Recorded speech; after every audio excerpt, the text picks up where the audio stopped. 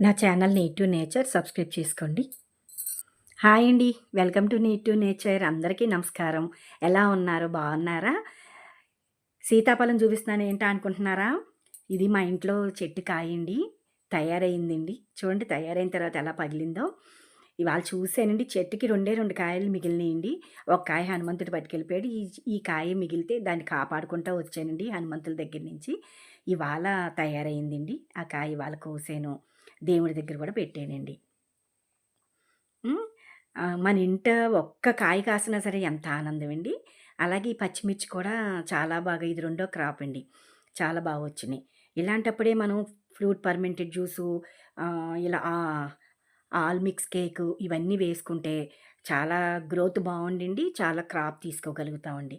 ఈ మామిడి చెట్టు మామిడి చిగురు చూసారా కింద నుంచి 3 కొమ్మలు కూడా బాగా చిగుర్లొచ్చినియండి.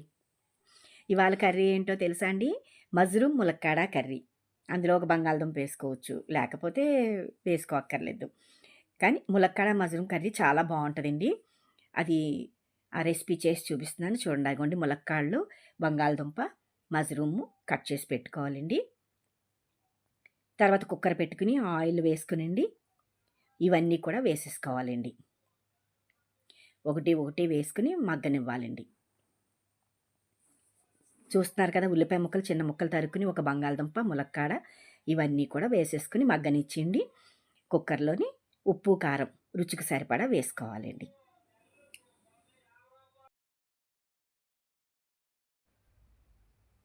కారం వేసుకున్న తర్వాత వాటర్ అది పోసుకునండి 2-3 విజిల్స్ రావాలండి. అంతే కర్రీ రెడీ అండి. ములక్కాడ మజ్రూమ్ కర్రీ రెడీ అండి. దీనికి కాంబినేషను సాంబార్ పెట్టుకుంటే చాలా రుచిగా ఉంటుందండి. అదిగో కొద్దిగా సాంబార్ కూడా పెట్టానండి. నా channel need to nature subscribe చేసుకోండి, లైక్ ఇవ్వండి, షేర్ చేయండి. కీప్ సపోర్టింగ్ అండి.